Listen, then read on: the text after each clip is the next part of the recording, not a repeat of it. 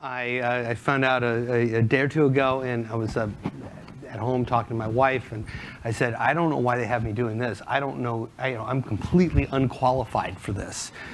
And she kind of gave me that look and said, your last name is Gardiner. So I guess that's why I'm here. We have a wonderful selection of panelists here, and why don't you each start on that end with you, Trip, and give a brief introduction into who you are and what you do. Okay, I'm Jeff Tripician. I'm the general manager at Niman Ranch. Been there for 13 years and have the pleasure of working with 744 farmers across the U.S. that are a network of family farmers. Hi everyone, I'm Rachel Surls. I work in the University of California Cooperative Extension Office in Los Angeles County, and I've been doing work around school gardens, community gardens, and urban agriculture for many years. And for the past few years, I've had the opportunity to visit lots of urban farms around California, so I hope to be able to talk about that. Absolutely. Hi everyone, my name is Jenny Ramirez, and I'm the Director of Human Resources for the California Harvesters. This is a project that was started back in January. We went live in April, and to date we've employed about 850 workers. And the project is unique in that we are set up as an employee benefits labor trust. So basically we employ people, it is owned by a trust, and after the workers put in so many hours, they become members of the trust. So good afternoon, I'm Neil Nagata. I'm a third generation farmer right here in Oceanside. I'm the current president of the San Diego County Farm Bureau, and look forward to seeing all what the panel has to say. As do we all. So the topic of this panel is farming for a better food system, and I think that we all know, either from the news or from things we've seen, things we've heard, people we know, that the food system is under a lot of pressure. It has been for a long time. That's not exactly something that's new, but it's experiencing a series of pretty big and relatively newer pressures. And I'd like to know, talk about a couple of them and see how each of you see it happening. Start with climate change. What is the effect of climate change on the food system? Anyone can pipe in. Well, I think from our perspective and employing our workers, what was significant for us this year was typically workers need about 8 to 9 hours a day in order to make ends meet and generate enough income to support their families. But due to multiple high heat stress days, we had to send them home early. So most workers were working a max of 6-hour days. I think that was really what became apparent to us. When we saw repetitive, typically in the past, like from my experience, it's about a week or two where you have these high heat fluctuations, but we probably had a good month and a half to 2 months where that was a constant concern, and we were constantly focused on making sure that workers were staying hydrated, that they didn't feel good, running them to the doctor. So I'd say that's the direct correlation for us. So just tell people where you're located. So we're located in the Central Valley. Specifically, we operate in Kern County and Tulare County, which encompasses Bakersfield, Arvin, Delano, up to Porterville, Tulare, things like that. So one thing I do notice about the climate change, the heat index, we're having problems with just the inland heat, and we've had some disasters with the avocados, and there was a Protea farmer that lost 40 acres. So any of these hurdles and hiccups that happen to do with our food chain, we're going to have, I think, 100 million packages of avocados this year, where we're normally having 400 million.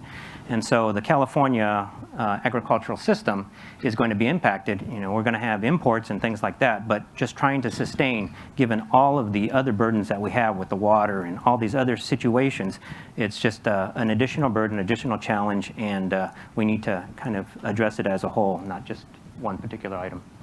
So we have 744 farmers that range from the Dakotas, Minnesota, and all the way down into southern Missouri. And when you have change in weather patterns, whether it's extreme heat, extreme cold, droughts, floods, whatever it is, it plays havoc with livestock. And you figure that's their bread and butter. That's what they make. That's what they get paid for. And so when you have a disruption, whether man-made or not, their ability to be resilient is not great, because when it's colder than it should be and you have animals out on pasture, they're out on pasture. And the same thing in the summer. Explain what that means, out on pasture. Explain what that means, So because I'm not sure everyone understands what that means. So I'll just give you a terrible example. The hog industry is about 99% indoors. We all know what that picture is. That's terrible. It doesn't matter what the weather is for them there. We raise all of ours outdoors or in open air, like a hoop barn, if you've seen it. It gives them shade, but the ends are open. And so when it's cold, it's real cold. And they use all their caloric intake just to stay warm.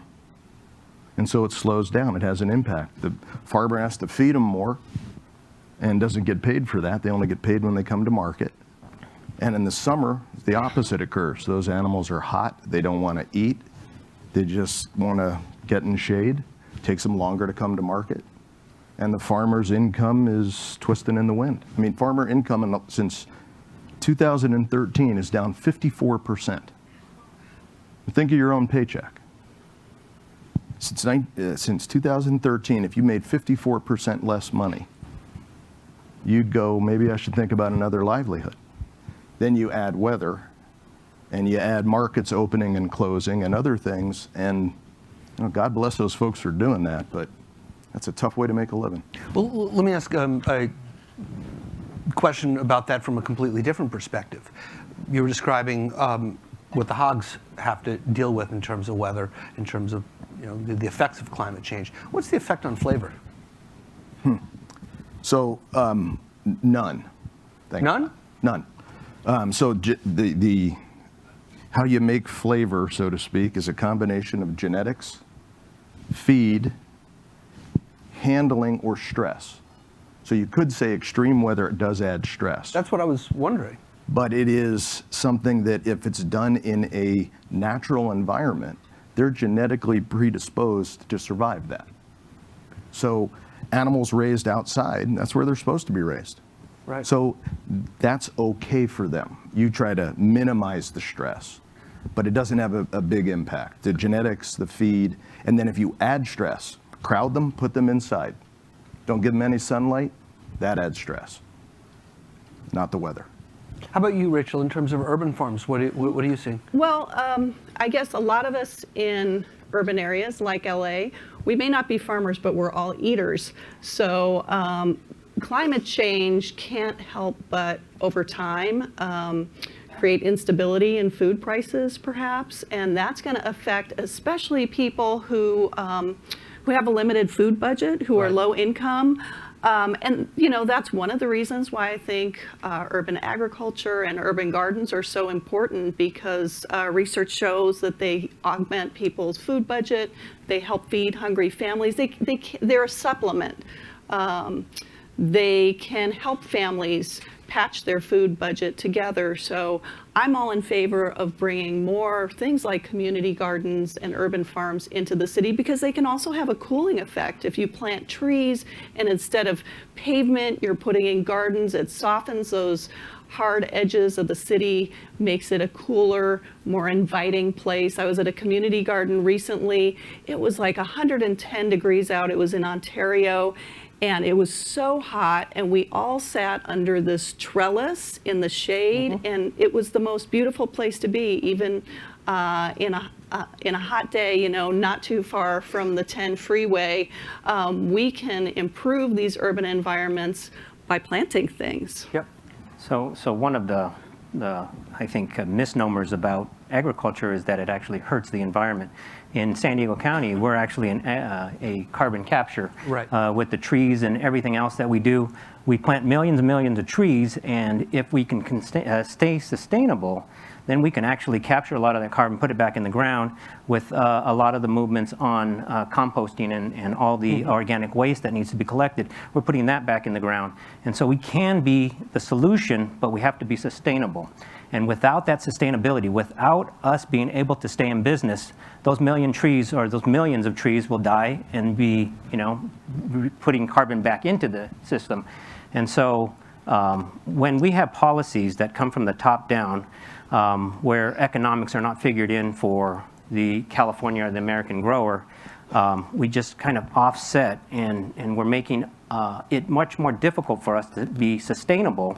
And I don't care if you're a organic grower or you're a conventional grower, we need to make all agriculture propped up and help them and make them sustainable. It's too easy to say we just need organics, we just need this, or we just need that. When you had the other panelists come up and they talk about indoor garden or farming, well, without pesticides, without this or without that, but electricity, the creating of electricity is not benign. And so when you say that you're going to just do one or the other, you have offsets, and no matter what option we take. And so keeping our agriculture in the United States and in California sustainable is really important. Well, with the Farm Bureau, you have a lot of opportunity to interface with our elected officials. How do you go about doing that? So part of it's education. Most of our legislators are from the city, San Francisco and LA. And so we can take the time to try to educate them and work really hard. But as long as the public is demanding of certain things, our voice is very small. We're 0.6% of the California population, where you get 90% in the cities. And what they drive, what policies they drive by saying, absolutely no pesticides, give us the water, all those individual things makes it much more difficult for our voice to be heard.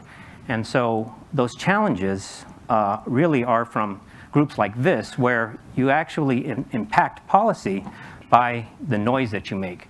And so trying to continue to save American agriculture is really important. And what you'll do is, if you displace us, it's going to go into foreign agriculture or some other source. And it's just not what we can do policy-wise. We can make it better here, and you can create the systems that you want, but you can't force it from the top down only. You also need to bring it up from the bottom up, which is the farmers need to be profitable. They need to be successful. If we don't have farmers, we don't have agriculture.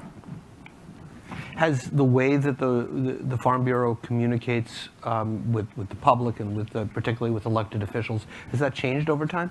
I believe it has changed over time, but we're now in a situation where we have term limits, and so a lot of the legislative officials are changing over. So we may educate one or two, and then in a time frame we're changing over. And our agricultural policies, like I said, when you have the noise coming from the people who don't create food, don't create a lot of what we're having to do, it is just, we're almost silenced by the noise that is made by the larger populace.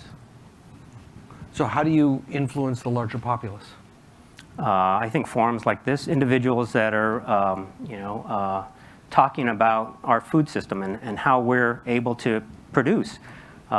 We're held to a higher standard. You wouldn't expect our farmers to be paying under wages, but if you go to Mexico, you're looking at $8 a day. If you look at the child labor situation, they're using child labor.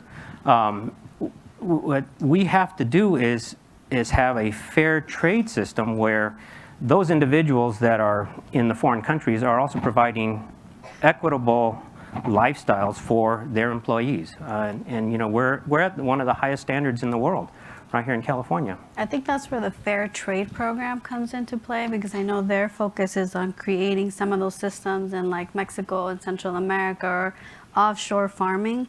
I know that they're trying to have a presence here in the United States, because While it's true everything that you're saying, I think that we still have to keep in mind that some of those policies are trying to affect in a positive way the farm worker, because they're typically the ones that are less represented when all these things are happening. Yeah, I mean, where do the farm workers have a voice?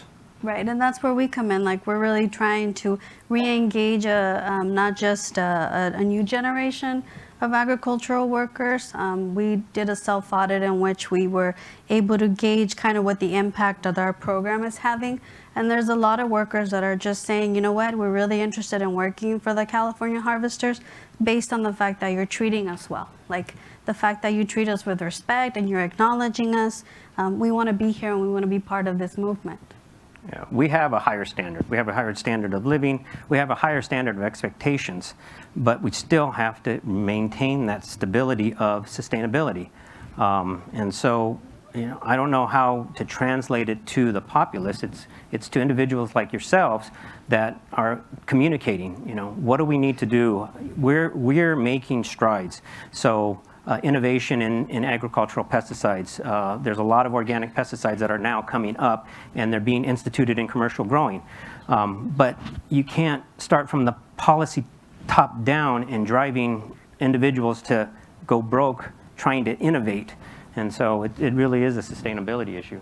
Well, I know from our standpoint, we got lots of bad news. I mean, we know all those numbers, but recently we've tried to be a better storyteller.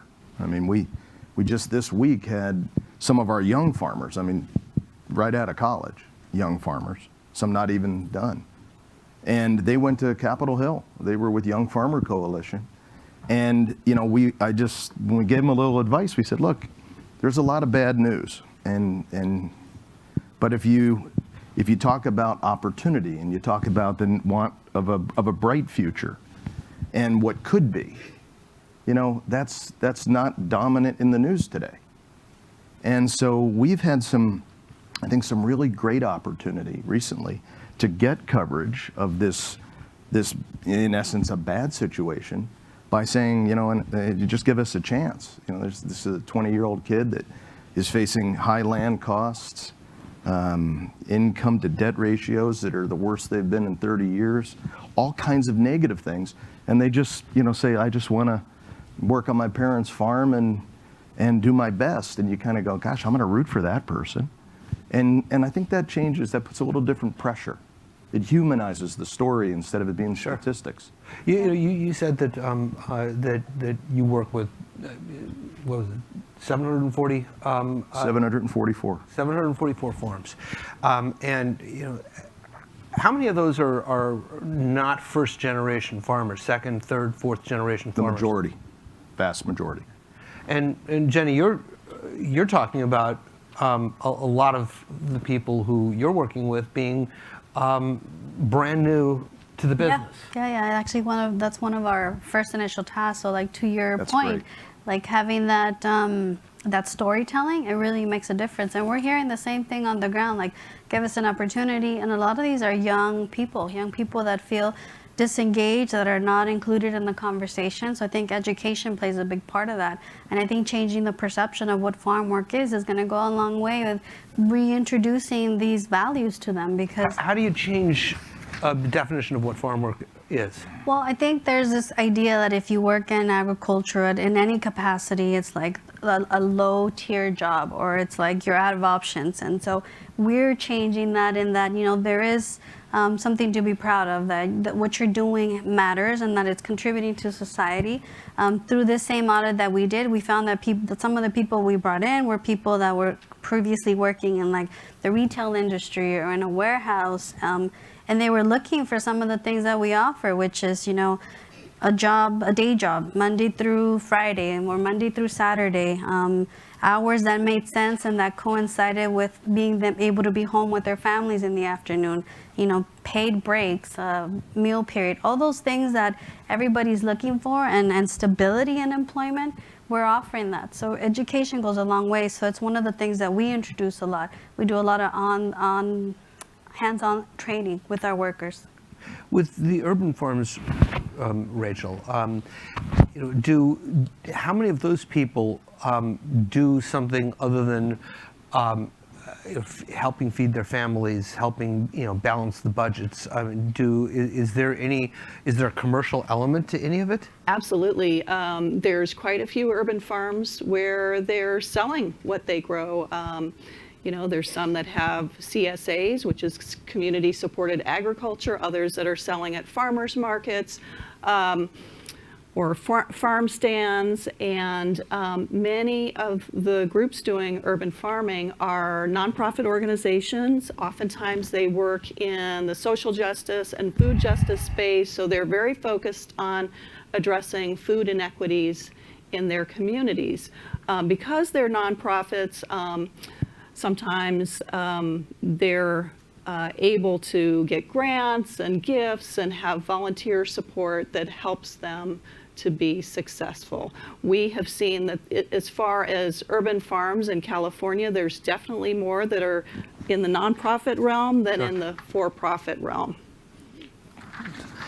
And with your second, third, and fourth generation farmers, how common is that? Do you talk with people who are saying, the kid wants to go to fricking New York? Why does he want to go to New York? No, we don't see a lot of that.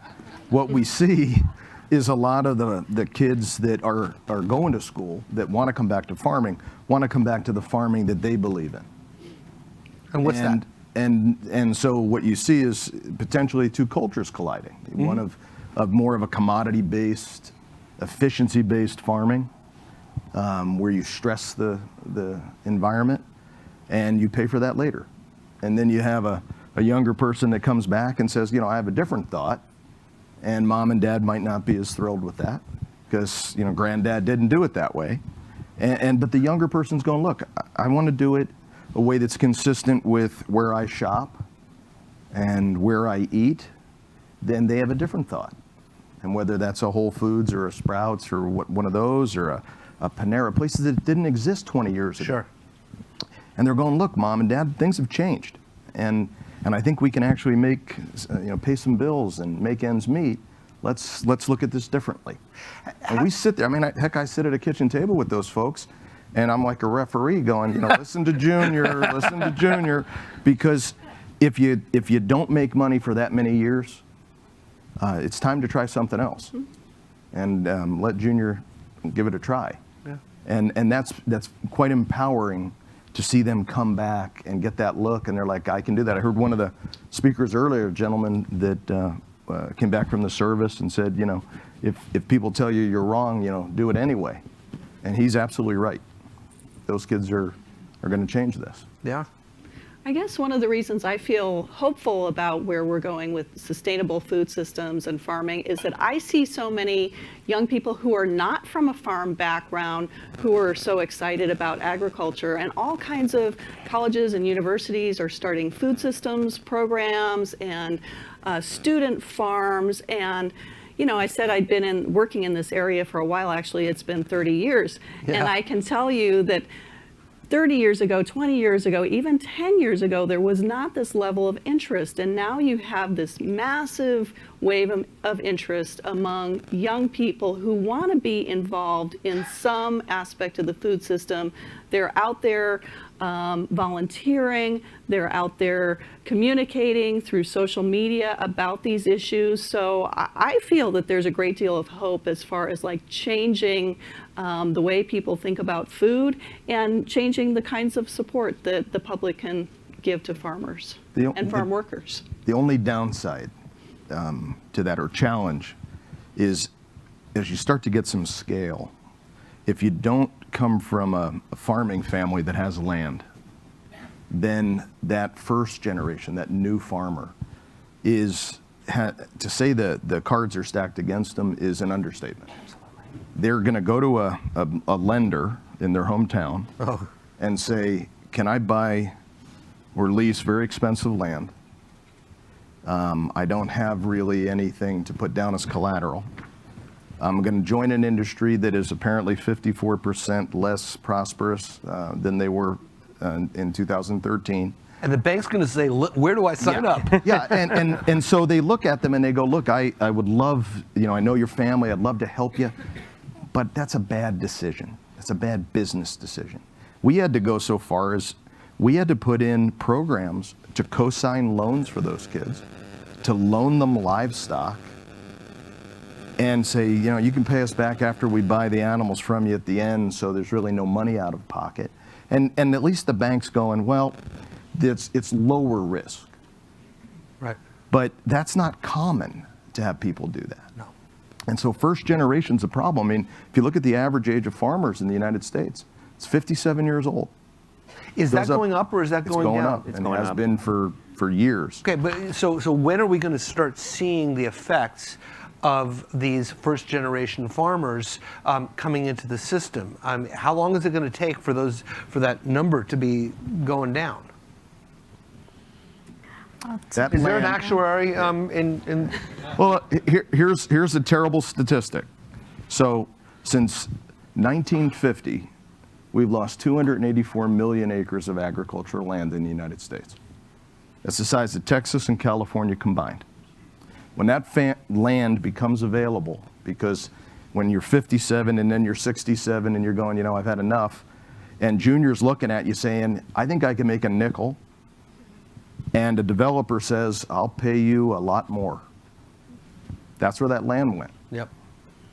And the banker's going, look, I'll advise your family, sell the land. Right. Or a big ag company goes, well, we'll buy it. That's the story that we've Yeah. all heard. Many. That's what we're seeing as well. A lot of Very investment firms stepping in and buying this Right. land that was being run by a family is now being run by an investment firm.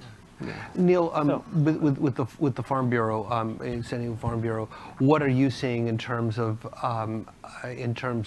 young farmers, in terms of the life cycle of farms? So we have a lot of energy. There are young and new farmers that are coming on board, but sustainability is really a lot of it. They have the energy and they have the will. After 5 years, to actually remain sustainable is very difficult. It's very capital intense. And in order to make money, you actually have to have some scale. You have to be able to start hiring individuals to work for you. But if you haven't weathered a storm, you haven't weathered the heat, you cannot necessarily maintain your sustainability. So all of this effort and work, we need to work as a team in building up young farmers, helping them get established. If you want to get a small water meter in the city of Oceanside, it's $25,000. If you want a big water meter, it's $65,000. How does anybody start in a business without some capital? And then how do we support those young farmers that don't know what the challenges are going to be? One rain event can devastate your crop, or one freeze can devastate your crop, and then how do you sustain it? Or drought, or whatever. Yes, Yeah. any of the typical things. And as a 30-year veteran farmer, I'm used to those. The weather events, the cycles, and things like that. That's something that we have to put into our niche and our system, and we understand that. Young farmer, they put everything in all their work, and then if they get faced with that, they're no longer here, and then they're going to be challenged to start over again. And so we need to work to make the system work for everybody, and not saying that we just need one system only to move forward. We need to be as broad as possible. We need to actually help. Some of it's development, but development's not always bad. We need to have places for people to live, and we need to be places for people to work. And so some of this, when you start saying we can't do this and we can't do that and we can't do the other, it just starts making a smaller window where we need to make it bigger. And we have to have more opportunities, more ideas, and the innovation and all that will take place. And you will, incorporate technology.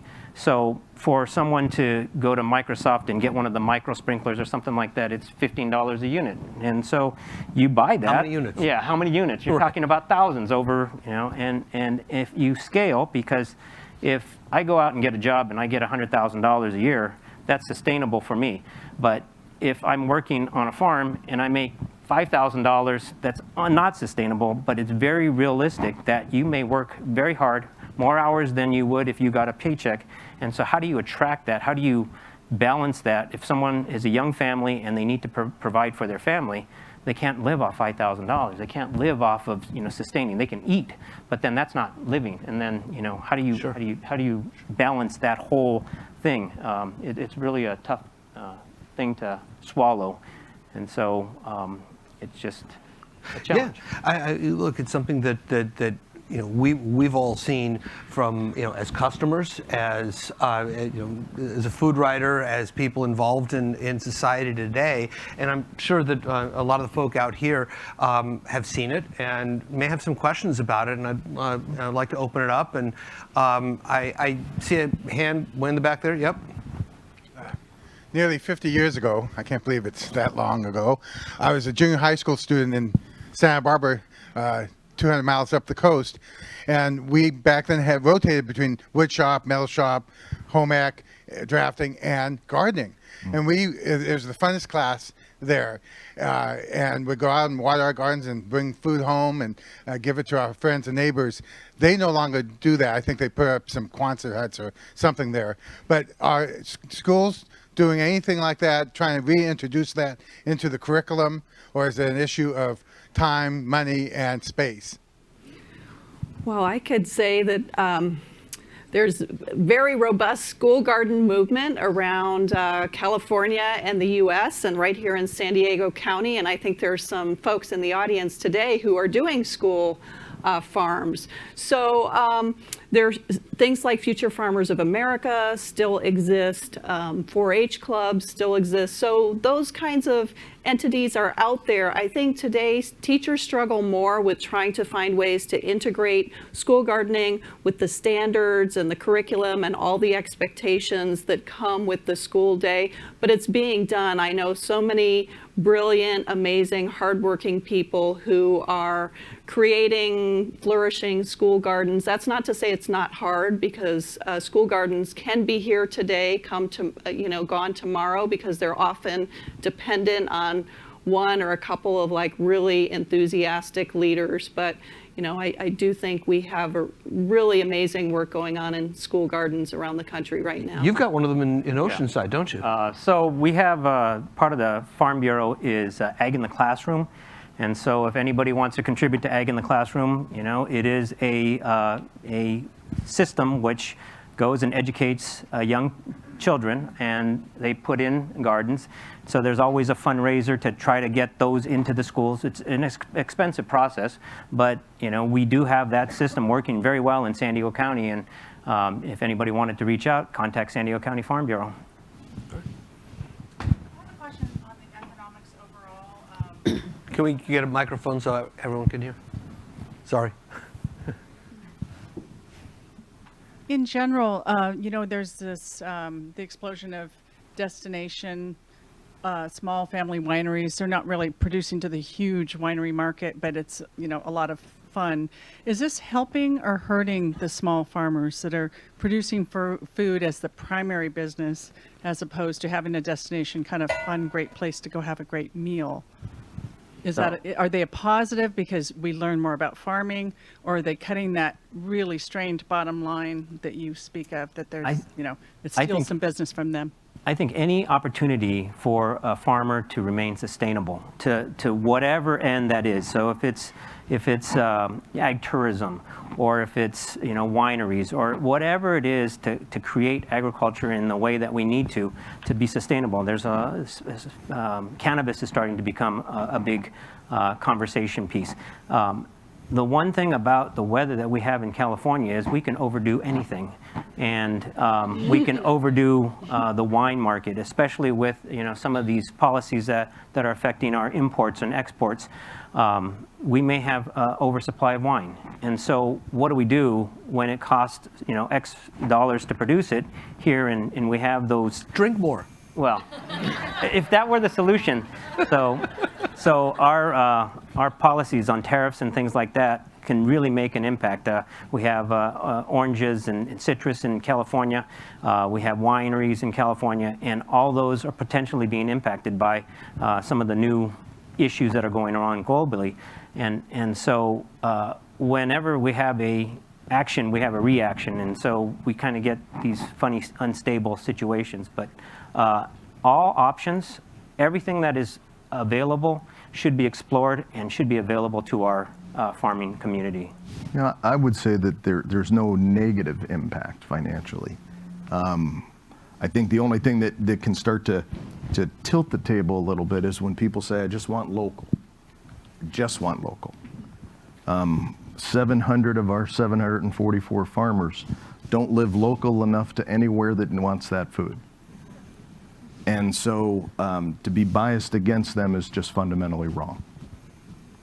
I know that that there are a number of great chefs who say pretty much the same thing. Local is a noble goal. Yeah. 100% local is a questionable policy. There are also a lot of great chefs who disagree with that. And Back there? Oh, I had a you're right question. there. Yeah, Sorry. I have the mic Sorry. already. You're right there. Yep. I had a question about soil health and kind of how much of this should be about educating about soil health. And you mentioned obviously cannabis with hemp, and I know that can grow in, not the greatest soil conditions. So how much of it is kind of educating people about the regenerative movement? Because I know a lot of people want to do organic, but to me, that's not very sustainable. I work with the slow food movement in town, and so we always kind of talk about, is it regenerative, is it about soil health, is it about educating people about soil? So just was kind of curious your thoughts on that. So once again, kind of policy driving action with the green waste issues that we're facing in the state. It will drive a lot of that carbon sequestration back into the ground. We just have to figure out how to make it economically feasible for our farmers to utilize those materials. It isn't the material itself, it's actually pretty reasonable. It's the transportation for that material. And so when we want to gather and compost, we need to deliver it, and how do we do that economically? How do we get it out to the farm? And then what's the kind of carbon offset of taking the truck all the way from San Diego and hauling it all the way across the states or something like that. So there isn't anything that is just in one size fits all, but I think that we are moving in that direction, and we will start incorporating some of that. We may need some help from the top down on getting those deliveries. So if we can get an offset for transportation or something like that, would probably be helpful. I'll tell you, we have mainly worked with smaller farms and ranches, so they're diversified. They raise multiple crops and so on. And livestock are just a crop to them. Everything's about soil health. I mean, you're absolutely right. Nitrogen in the soil and having it be as strong and resistant to everything that can happen. And so some of them pick crops that simply the soil needs. They're not so worried about the economic value of that specific crop as much as the positive impact it can have on the soil. And as a consumer, I have no idea what any of that means, but the farmers seem very excited about that.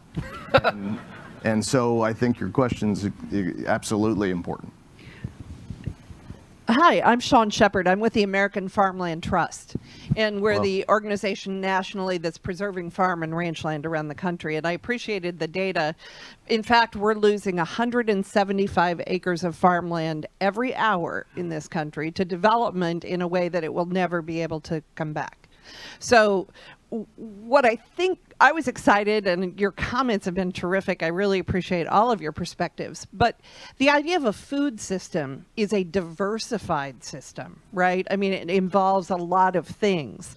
And to your point, Neil, which I absolutely agree with, cities are growing. We need places to house people. We need places for jobs. I find it fascinating that one of the largest cities in the United States, San Francisco, now you have folks commuting 120, 140 miles, and they're living out in Stanislaus County, which is a huge agriculture area. You're losing ag land because that's the commuting time. So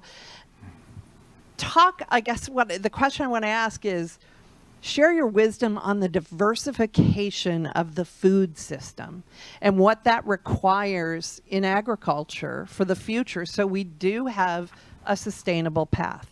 Okay, so what I think is arrogance. Arrogance makes us close off opportunity. And so if we only think that our way is the right way, then we're missing opportunities in the other direction.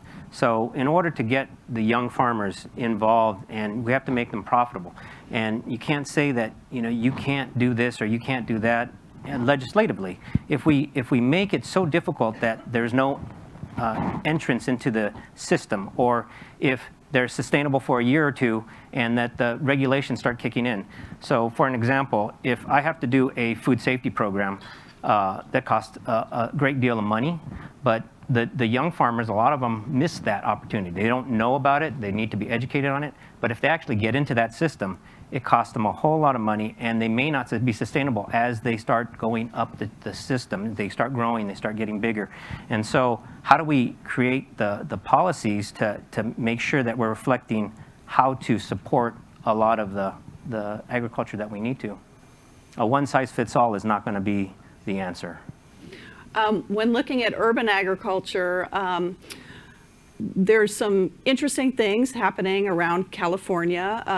There's a law that was passed in 2014, for example, called the Urban Agriculture Incentive Zone Program, that gives private landowners tax incentives for allowing their vacant land to be used for community gardens or urban agriculture. So there's some, on the policy front, there's some things that can happen, but there also, I think, needs to be more public investment. The public in cities and counties often owns a lot of vacant land that could be turned towards giving people an opportunity to grow their own food in food insecure communities, for example, but it's not transparent to figure out how to access that land, how to gain access to that land, and not everybody has equal access to things like the capital to buy fencing and irrigation and so forth. So I think there's a lot more that local governments could do to place a value on this. Like the City of Ontario has said, we're going to use part of our public park for an urban farm that serves the low-income, food insecure people of this community, and they've invested in that program and they've gone after grants that help support it. And I would love to see more cities coming to the forefront saying, this is important, small farms are important, agriculture is important, and an opportunity for people to grow is important. We're going to do more to make that happen for everybody. Yeah. Even for us, like, diversification matters. Like, if you have these crops that are only run for 3 or 4 months, and in order to build stability for the workforce, you need to have diversified crops in order for them to move from one season to the next and build that stability so that farmers always have access to that labor pool. I'll just give 1 second. We lose 52 farms in this country every day. And diversification, I mean, my brain's not big enough to get to there because I can't see past those 52 people. And I know that this group and people like you, if you go to those places you frequent for your groceries and your food and you go, look, I want everything, not just the thing I'm about to purchase, but I want everything to be right. And what are you doing to help those people? Because a lot of those workers, a lot of those businesses are doing just enough to take some credit. And that's not enough. And so if you want to apply some pressure, that's where you apply it. Because this group can change, and that 52 might not be 0, but it can be 51. And to that one family, that's pretty damn important.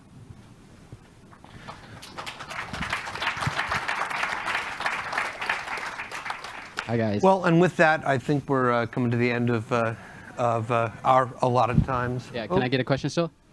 Sure, one more. Okay, yeah, so I know you guys touched on access. So as a young man who has a degree in agriculture and a background in interest, San Diego's got the most farms per capita in the country. And so something I've considered is this access via land trusts. So we talk about losing access. So is there a method or a mechanism by which we can facilitate more continuity of access through land trusts and incentivization for young farmers and new farmers to be able to enter this market and make a transition from these older farmers into folks that are educated and interested in our community?